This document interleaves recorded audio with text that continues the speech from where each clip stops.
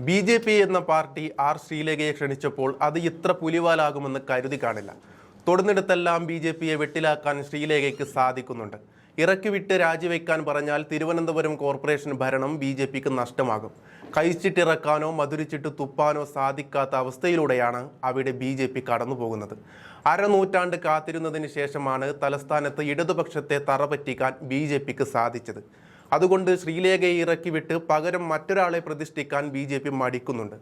എന്തായാലും ബി.ജെ.പിയെ തുടർച്ചയായി വെട്ടിലാക്കുകയാണ് Sasthamangalam ward councillor കൂടിയായ ആർ ശ്രീലേഖ എന്നതാണ് ബി.ജെ.പി. നേതൃത്വത്തിന്റെ അനുമാനം. മേയറാക്കാമെന്ന് പറഞ്ഞ് വഞ്ചിച്ച് കൗൺസിലർ സ്ഥാനത്ത് ഒതുങ്ങേണ്ടി വന്നതിന്റെ അമർഷം മുൻ IPS ഉദ്യോഗസ്ഥ പ്രകടിപ്പിച്ചു തുടങ്ങിയതോടെയാണ് ബി.ജെ.പി. നേതൃത്വത്തിന് അതൃപ്തി കലശലായത്. കോർപ്പറേഷൻ സ്ഥിരസമിതി അംഗങ്ങളുടെ തിരഞ്ഞെടുപ്പിൽ ശ്രീലേഖയുടെ വോട്ട് അസാധുവായതാണ് ഒടുവിൽ നേതൃത്വത്തെ ചൊടിപ്പിച്ചിരിക്കുന്നത്. ഇത് മനഃപൂർവ്വം അല്ലെന്ന് വിലയിരുത്തുമ്പോഴും കൗൺസിലറായി സത്യപ്രതിജ്ഞ ചെയ്തതു മുതൽ പാർട്ടിയെ വെട്ടിലാക്കുന്ന നടപടികളാണ് ശ്രീലേഖയുടെ ഭാഗത്തു നിന്നുണ്ടാകുന്നതെന്നാണ് ബി.ജെ.പിക്കുള്ളിലെ ഒരു വിഭാഗത്തിന്റെ ആരോപണം. നഗരാസൂത്രണ സമിതി അംഗങ്ങളുടെ തിരഞ്ഞെടുപ്പിൽ വോട്ട് രേഖപ്പെടുത്തുന്ന സ്ലിപ്പിൽ ഒപ്പിടാത്തതാണ് ശ്രീലേഖയുടെ വോട്ട് അസാധുവാവാൻ കാരണം. വോട്ട് ചെയ്യേണ്ട രീതിയെക്കുറിച്ച് പാർട്ടി കൗൺസിലർമാർക്കായി ആദ്യം സംഘടിപ്പിച്ച ക്ലാസ്സിൽ ശ്രീലേഖ പങ്കെടുത്തില്ലെന്ന് നേതാക്കൾ അറിയിച്ചു. ഇത്തരത്തിൽ വോട്ടിംഗ് ക്ലാസ്സിൽ പങ്കെടുക്കാതെ വോട്ട് അസാധുവാക്കിയതിൽ അമർഷമുള്ളവർ പാർട്ടി ജില്ലാ നേതൃത്വത്തിലുണ്ട്. ശ്രീലേഖയുടെ നടപടികളിലൊന്നും പാർട്ടി സംസ്ഥാന ജില്ലാ നേതൃത്വങ്ങൾ പരസ്യമായി പ്രതികരിച്ചിട്ടില്ലെങ്കിലും ജില്ലയിൽ മാത്രമല്ല സംസ്ഥാന നേതൃത്വത്തിനും അതൃപ്തി കനക്കുന്നുവെന്നാണ് പുറത്തുവരുന്ന വിവരം. ബി.ജെ.പിയിൽ നിന്ന് പുറത്തേക്ക് പോകാനുള്ള തയ്യാറെടുപ്പുകൾ ശ്രീലേഖ നടത്തിക്കഴിഞ്ഞിട്ടുണ്ടെന്ന് പറയുന്നുണ്ട്.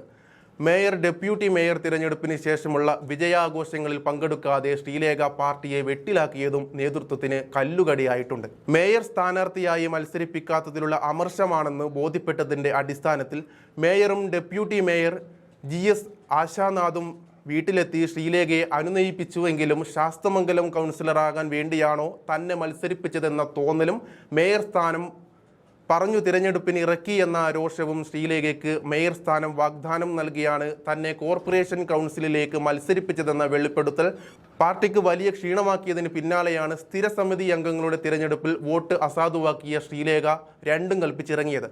കൗൺസിലറായി ചുമതലയേറ്റ് ദിവസങ്ങൾക്കകം ശാസ്തമംഗലത്ത് കോർപ്പറേഷന്റെ കെട്ടിടത്തിൽ പ്രവർത്തിക്കുന്ന MLA ഓഫീസ് ഒഴിയണമെന്ന VK പ്രശാന്തിനോട് ആവശ്യപ്പെട്ടപ്പോൾ മുഴുവൻ വാടക കെട്ടിടങ്ങളുടെയും കണക്കെടുക്കുമെന്ന് മേയർ VV രാജേഷ് പ്രഖ്യാപിച്ചതല്ലാതെ തനിക്കും പാർട്ടിയിൽ നിന്ന് പിന്തുണ കിട്ടിയില്ലെന്ന് ശ്രീലേഖയും അതൃപ്തി പരസ്യമാക്കുന്നുണ്ട്. ഏറ്റവും ഒടുവിൽ ശബരിമല സ്വർണ്ണക്കൊള്ള കേസിൽ അറസ്റ്റിലായ തന്ത്രി കണ്ഠരര് രാജീവരെ പിന്തുണച്ച് രംഗത്ത് വന്നതോടെ ശ്രീലേഖ പുറത്തേക്ക് തന്നെയെന്ന് ബി.ജെ.പി. ഉറപ്പിച്ചിട്ടുണ്ട്. കണ്ഠരര് രാജീവരെ 30 വർഷത്തിലേറെയായി അറിയാമെന്നും അറിഞ്ഞുകൊണ്ട് അയ്യപ്പന് ദോഷകരമായ ഒന്നും തന്ത്രി ചെയ്യില്ലെന്നായിരുന്നു ശ്രീലേഖയുടെ പരാമർശം.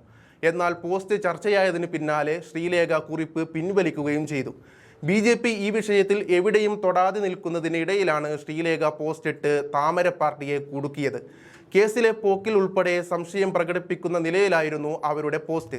കേസിന്റെ പോക്ക് എങ്ങോട്ടാണെന്ന് ഭക്തജനങ്ങൾക്ക് കണ്ണു തുറന്നൊന്ന് കാണാൻ അപേക്ഷിക്കുന്നുവെന്നും അന്വേഷണം ആരംഭിച്ച് നാളുകളായിട്ടും എവിടെയാണ് ഭഗവാന്റെ സ്വർണമെന്ന ചോദ്യവും അവർ മുന്നോട്ട് വയ്ക്കുന്നുണ്ട്. അയ്യന്റെ സ്വർണം പോലും പിടിച്ചെടുക്കാതെ ആർക്കു വേണ്ടിയാണ് ഈ ആചാര ലംഘനം എന്നുള്ള ഈ അറസ്റ്റ് എന്നുമായിരുന്നു പോസ്റ്റിലെ ഉള്ളടക്കം.